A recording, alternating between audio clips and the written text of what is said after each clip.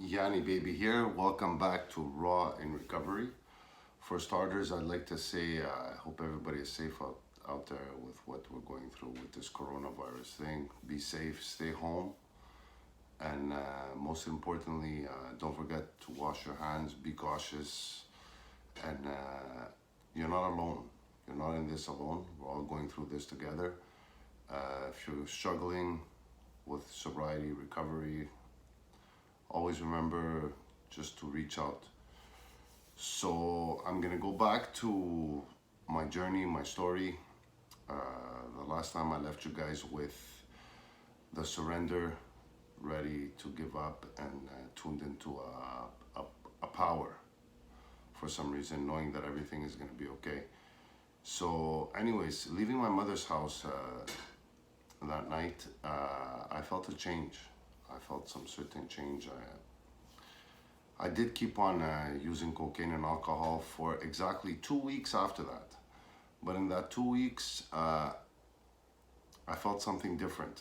I went looking for a rehab, and I went to visit a couple of places and this, that. And what was cool about it is that I saw hope. I started seeing hope. I started seeing change. I started seeing courage. And I'll get with that a little bit later on. I remember reaching out to my cousin, and it's funny, I told my cousin, I need help, you know? And my cousin smiled at me and he goes to me, finally. And I told him, what, you knew? You know, everybody knew I had a problem except for me, you know, and I thought I was hiding as well, manipulating everybody and all that, and that. And what's cool is that my cousin was there for me. You know, he was there for me. Those last 2 weeks, I stayed at his place. We did have a hard time getting along because, you know, he was a 9 to 5 corporate kind of person. I was up all night, sleeping all day. He thought something was gonna happen to me. And there was a lot of arguments there. And, you know, everything, if I'm here today, everything turned out to be good. The funny thing is that I'm gonna talk about this a lot. I remember I was going into a treatment center which was called Andy's House. And I say this because this place, Andy's House, changed my life. And I'm gonna go through detail by detail what happened to me in there, what I did in there to help me get to where I am today. So back then, I remember it was October 15, 16, and we decided that I was gonna go to Andy's house and I was gonna check in November 1st, 2016. So I was actually excited. It's very odd to say, I was actually excited that I was going to rehab because I couldn't take this pain anymore, right? I couldn't take just being alive to be alive. I couldn't take the fact that cocaine and alcohol had overpowered me, you know? And it couldn't be just that. Like, you know, life wasn't about that. You know, it couldn't be just, okay, I'm a junkie and, you know, I'm gonna live my life as a junkie. You know, there had to be more to life than that, you know? And acceptance, I go back to acceptance for a second because in order for me to surrender to the fact that alcohol and cocaine beat me up, I had to accept the fact that I was a cocaine addict, right? And an alcoholic, obviously. And it's funny because it took me by surprise. Everybody thought I wasn't everybody. When I say everybody, my mom, my dad, my co-workers, everybody thought that I wasn't gonna go to this rehab. Everybody thought that I wasn't gonna move ahead and step up to it. Like, for example, I remember I walked up to my manager at work and I told my manager, listen, so-and-so, I'm going to rehab. November 1st, I'm checking in. It's a 90-day in-treatment program. And the next day I met up with my boss, and actually my boss was a great man at the time. Still is today. Was a very, very great man, and I'm very grateful for him because I walked up to him and I told him, listen, sir, I have a drug problem and I have an alcohol problem, and I'm November 1st, I'm going into treatment to fix that problem. And I go to him, actually, to be honest with you, thank you for everything. And if my job is there or it's not, it's really not important. I have to go deal with my problems and I'll figure it out from there. And it's funny to say that when you throw yourself out there in the universe, this is what I got in return. You know, he told me, don't worry about it, Yanni. Go do whatever you have to do and your job's gonna be there when you get out. So it gave me a sense of comfort. So anyways, I took my leave of absence from work, and obviously all I was doing was drinking and using, drinking and using, drinking and using. And I remember I was supposed to meet my cousin Yanni at exactly 7 o'clock in the morning, November 1st, so I can go to the treatment center. And it was 5 o'clock. I was supposed to meet him actually at my mother's house. It was 5 o'clock in the morning and there was no sign of me. So at 5:30, I went to my mother's house with my suitcases and all that. And what was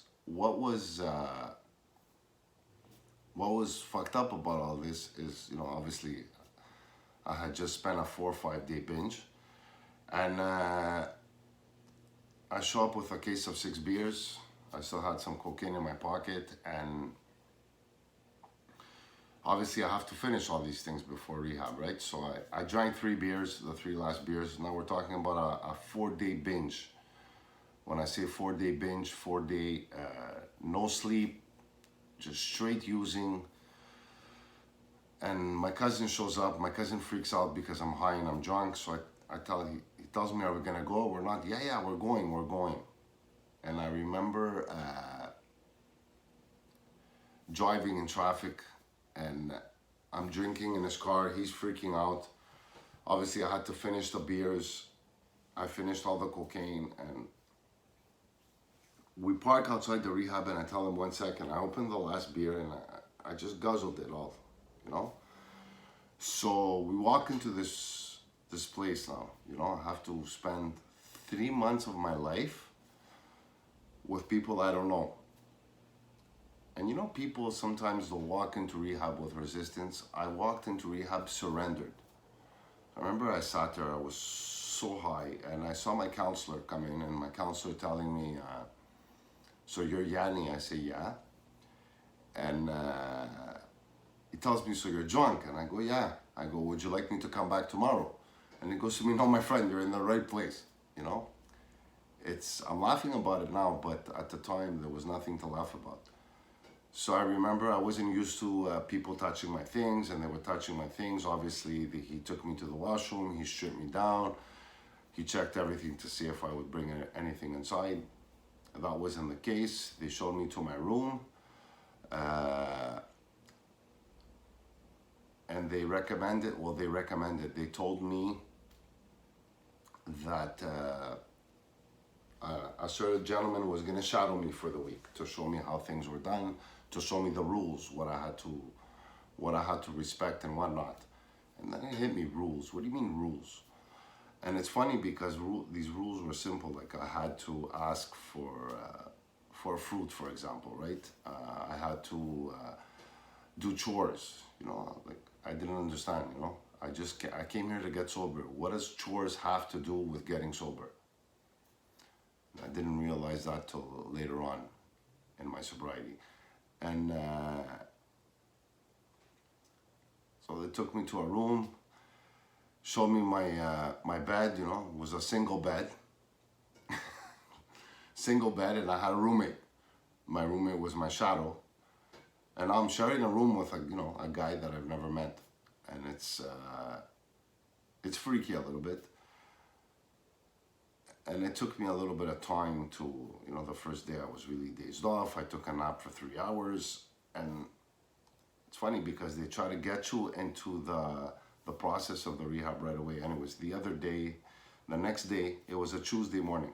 Wednesday morning, I woke up. Obviously, they took me to a clinic to get checked and everything. And I remember for the first week you were allowed to take Valium just to get off the rest.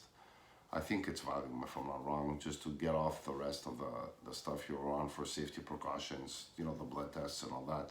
And I remember telling the doctor, I don't want to take nothing. Nothing, I'm done taking shit, I don't want to take nothing.